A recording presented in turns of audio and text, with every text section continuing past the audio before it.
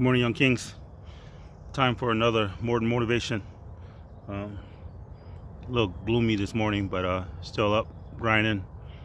Just ran just under 4.5 miles, so a little shorter, but I decided, to kind of increase the pace a little, so still get the workout. So I know that the long distance running sometimes it hurts my body, so sometimes I gotta monitor my own ambition, so I don't overdo it and get an injury, because I don't stretch. That's probably something I need to do. I get out the car, start my timer, and I go running. So I probably need to do some stretching. I've never really been a big stretcher, so maybe that's something I implement. This morning's motivation is the blessing of closed doors. Sometimes the answer is no, but it's just it's a detour. It's not meant to destroy you.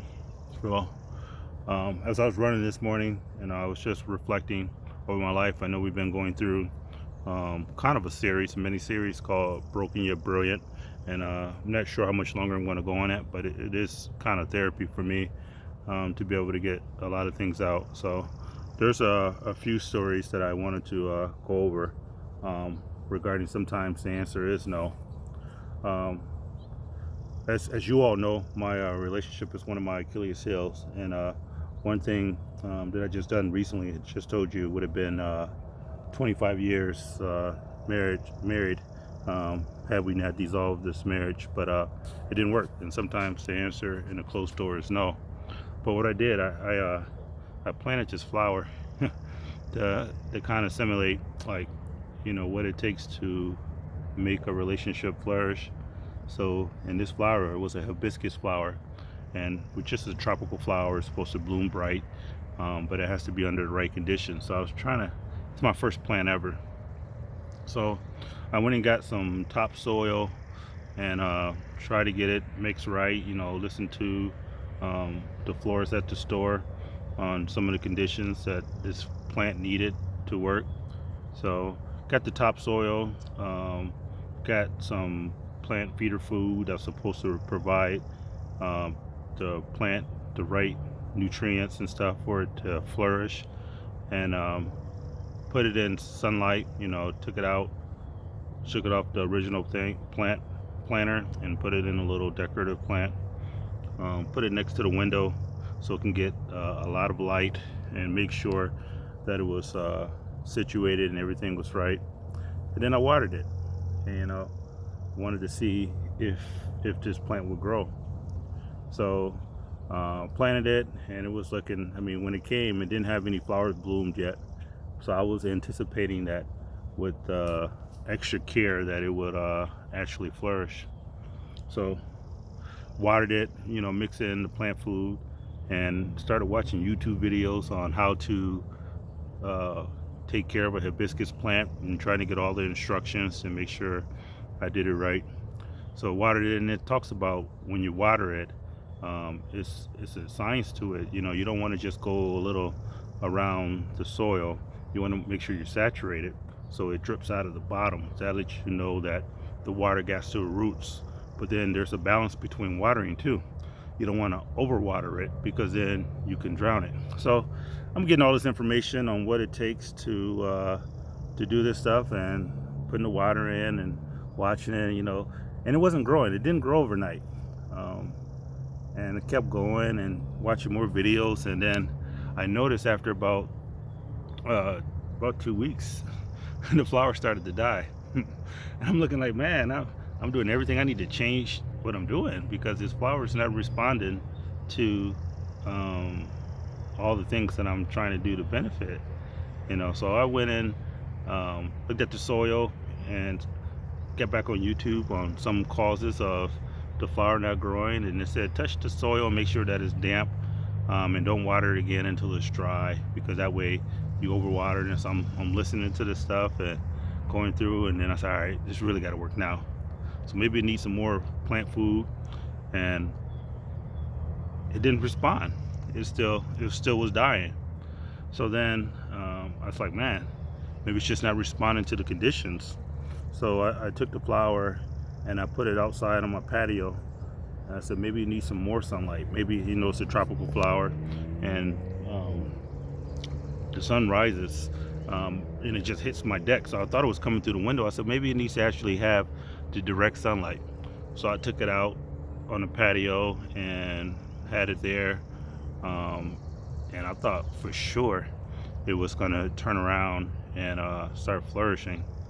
Um, but lo and behold, it died more. So it was kind of discouraging, but it was kind of a parallel of what I've been doing, like um, in relationships. Like I've been trying to change the conditions and try to make sure that it's flourishing.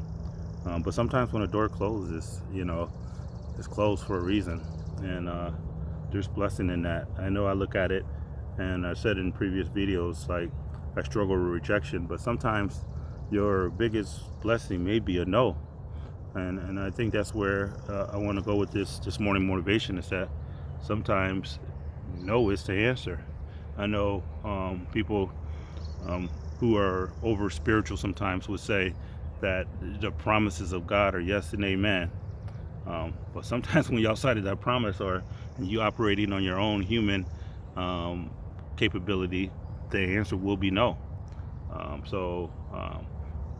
And understand that no. So does it mean? Um, how do you know it's no? And this morning, I don't know why, some of these things just drop in my head. But it was talking about doors, and when I got up this morning to go run, and it took me to Matthew 7:7.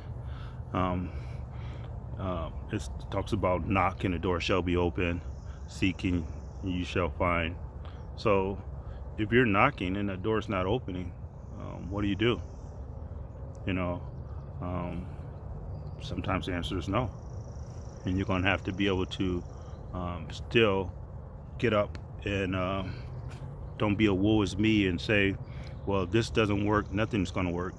And sometimes, especially when you're ambitious, you have a tendency to put your eggs all in one basket, meaning that like an event can really destroy you if you are not careful, because you are placing all that, and it's a balance between this, because I understand that faith doesn't have a plan B. When you want something and you go and seek after it, sometimes persistence is key. But the trick is to try to find out, what are you being persistent about, you know, and really is which pursuing, is it worth being pursued? And that's a question that, I mean, only you and the Most High would know for each in particular situation. But I know with this flower, and I created this conditions, and it was still dying. So it led me to have a difficult conversation. And I asked, I said, look, I took a picture of the flower, sent it to her, and I said, look, this flower is not responding, and it's kind of reminding me of us.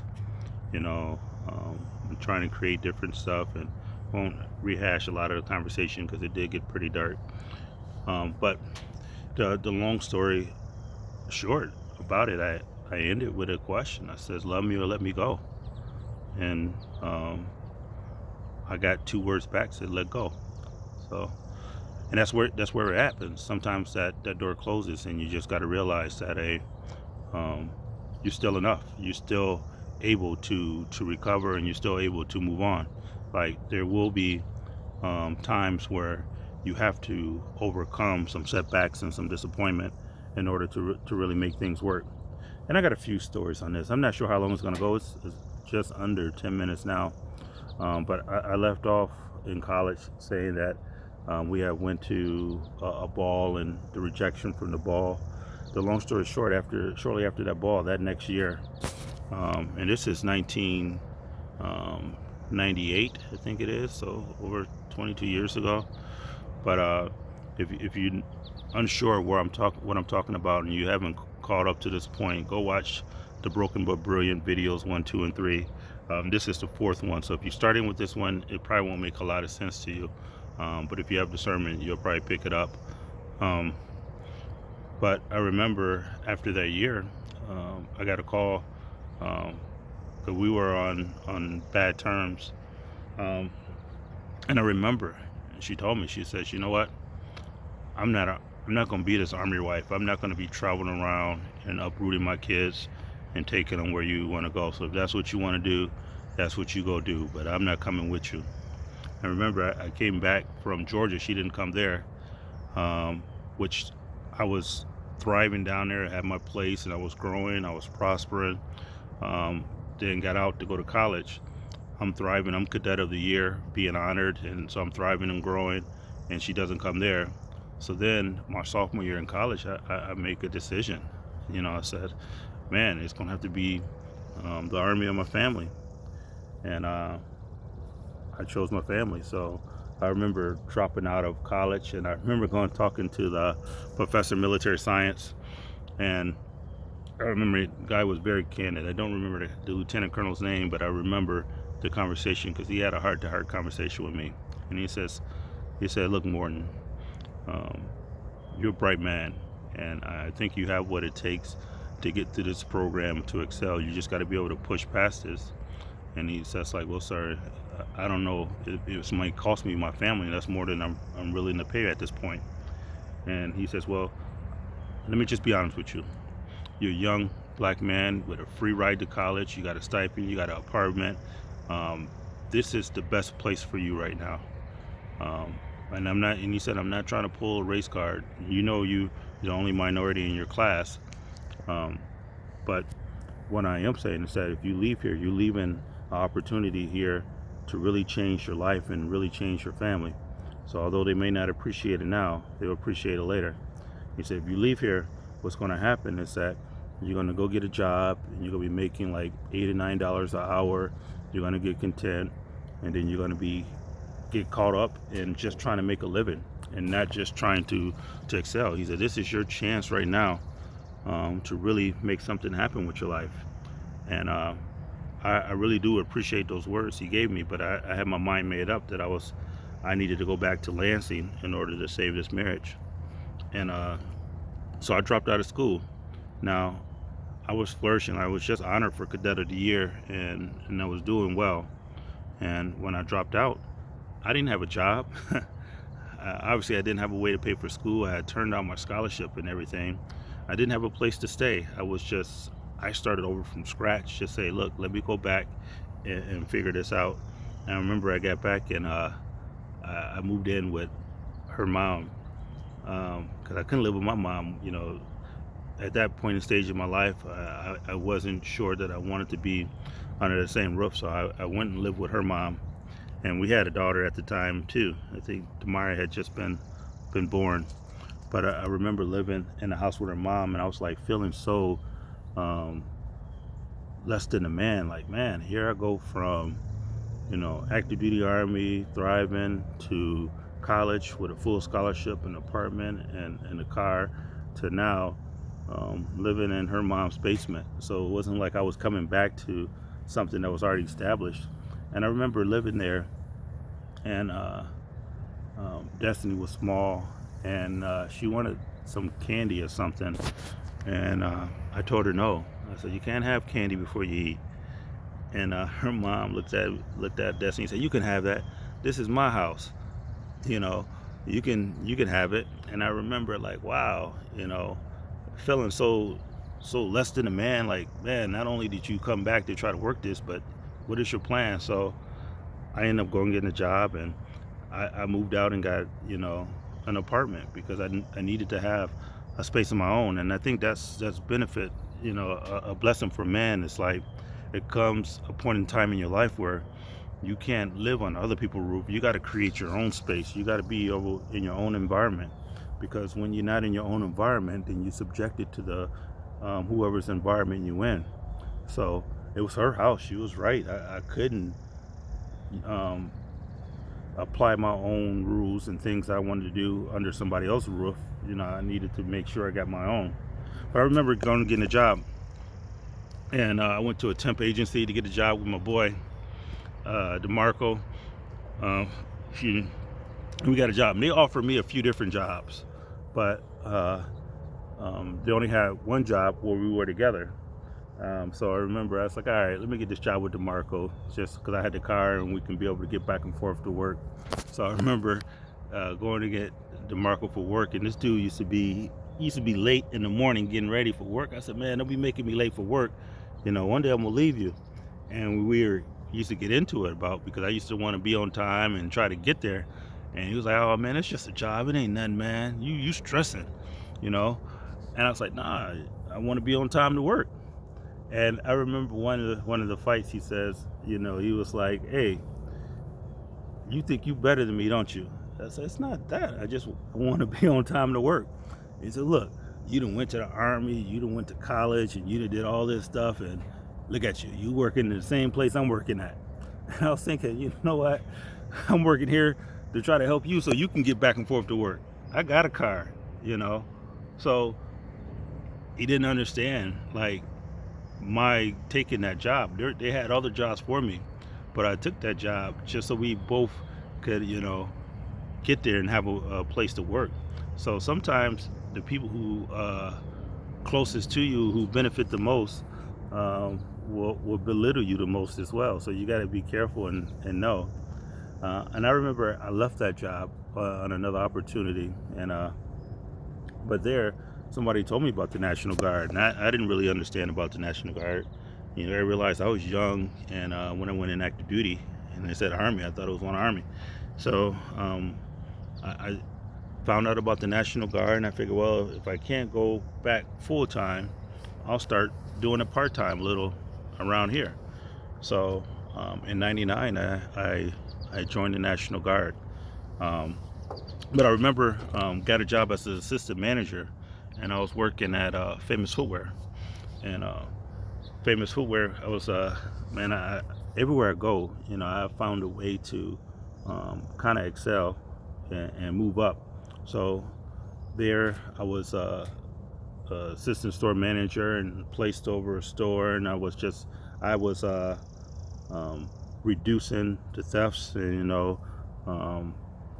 just by being motivated and working hard and showing up to work, working hard and making sure that I had everything in order. But I remember that conversation because when I got hired there in '99, they were paying me like $9 an hour or $9.25 as a store manager, and I kept remembering in my head what the professor of military science told me, like, hey, you're gonna get a job, you're gonna be making $8 or $9 an hour, you're gonna get content.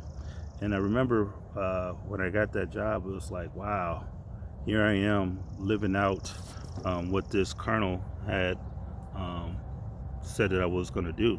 And it was so irritating, it was so frustrated, like, man, no, this ain't my lot in life. There's more to this. There's got to be another way. So I started working, and then going to school as well, and just taking night classes and doing a little at a time. And I remember it seemed like where I wanted to go was like, universes away. It was gone. It was just so far. But I remember just taking one class at a time and just grinding. By this time I got my place, and I'm in the Guard, and I'm starting to really excel there. So it came to a point in time where I was like, man, I'm saving this store a lot of money and this and that, and my boss was giving me all kind of accolades and saying that I was great, one of his best employees. He was the district manager, and say, the company really appreciates your work that you're doing for us. And he used to hype me up. He's like, your review is coming around, and we're gonna honor you. We're gonna really do you right. So I remember I'm smiling ear to ear, thinking like, wow, I'm about to really do it big. And long story short, the review comes around, and he pulls me in the office, and we're going through a lot of things, and he just say, hey man, you were one of my best hires, and I really think that you're a valuable asset to the company, and I really went to bat for you. I want you to understand that I had to go and negotiate and make sure that we could treat you right and do this. So I'm trying not to show my smile, but I'm like, man, I'm about to get a $2-3 raise. This is about to be great. And I remember the guy, he flipped the thing over. He said, yeah, we were able to get you 35 cents. I'm looking like, 35 cents? And I was just remember how disappointed I was about that 35-cent raise. He said, traditionally we do about 10 to 15 cents, but you know, you've been so good that we had to go and do 35 cents.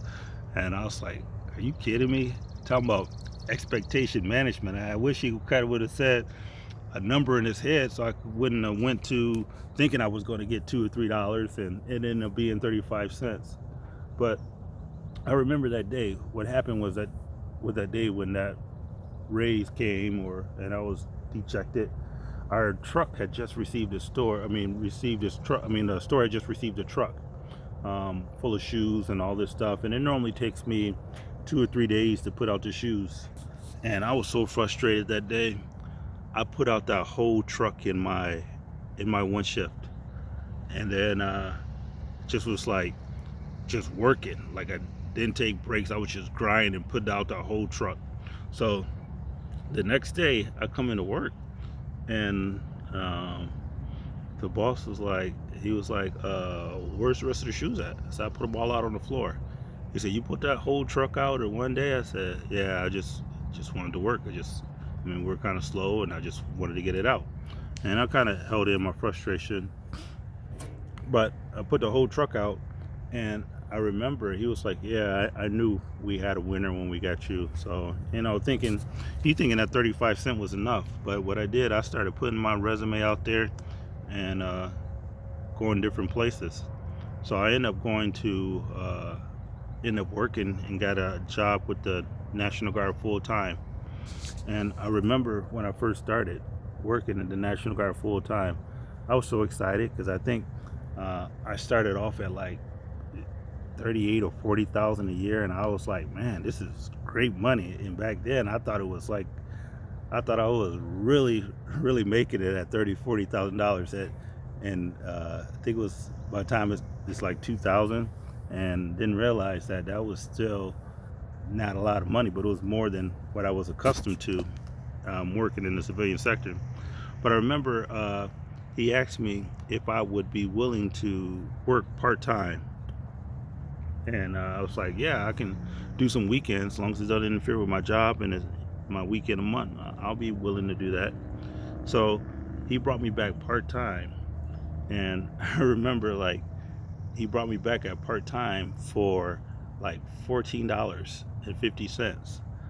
And I was thinking like, dude, here I was making, you know, when I was full-time, just making under $10, and all of a sudden I'm part-time, you're able to give me $14. And I was like, he's like, well, I got more liberty with my part-time employees than I do a little full-time employees. So I was like, wow, that doesn't make any sense. But I wasn't gonna, you know, be disappointed about, you know, turning down some extra money. So I did that for a little bit, and then it became to a point where it was interfering with my school. Why do I go into all those stories? It's like, what's for you is for you. Like, yeah, I came here and I started from scratch, chasing this relationship, and I don't have any regrets. I'm glad I was able to be a part of my daughter's life, and you know, things of that nature, and watch them grow and participate in their very different sports. And there's several other things that I could have done differently, and I wish, but you don't get a chance to go back. But I remember like we had a hard conversation during our marriage, and I remember asking her, I said, you know, what you don't understand is like when I win, you win. Like you don't need to put me down, because when I lose, you lose. If I don't go out there and do these things and be able to bring that back, then our family suffers. I says, you know, I was looking for a helpmate. You know, the Proverbs and 31, and it talks about a helpmate. And I didn't want a humble me mate. Like, your job is not to put me down and try to humble me because you think I got a big head, which I do. It is big, and it kind of sticks out in this camera. It's not really that big. It's right size for my body. Let me tell it. But anyways, it was like a humble me mate. Like, felt like her job was to bring me back down to earth. I was like, nah, let me float up here among these stars. Let me be up here in the galaxy and overseeing everything and trying to accomplish those things. So but it talks about, and I'll close with this. It talks about um, a prophet is without honor in his own home. And I'm not saying that I'm a prophet because my sin is great, but I've been forgiven. And I think one of the hardest things is for me is to actually forgive myself. So, and that's going to be a part of the healing too, is being able to forgive myself and move forward. But it talks about Yeshua. When he wasn't, he was deity when he came. He didn't grow into it. He was deity when he came, and I'm not by no means comparing myself to him. And if you got that interpretation of it, then you got a flawed understanding of what I'm saying. But what I'm saying is that he didn't grow into his deity, but at the same time, his deity wasn't, and his kingship wasn't really recognized in his hometown and in his home. So it wasn't until he went to start teaching in the synagogues that people was like, hey, who is this man with this knowledge beyond time, beyond years? Like, who is he? But the people who I grew with him just thought he was average in the situation. So that's where I'm at in my life. On a lower micro scale of that, it's like people around me just sees me at average, and people that would benefit the most belittle me the most, and they see it as just something that everybody do. But I'm not average, and they probably won't realize it until they get around other people and start doing that. Have I made mistakes? Yeah, but I'm worth every one of them, and I'm not done yet. So a prophet is not, honored within his own home. So what do?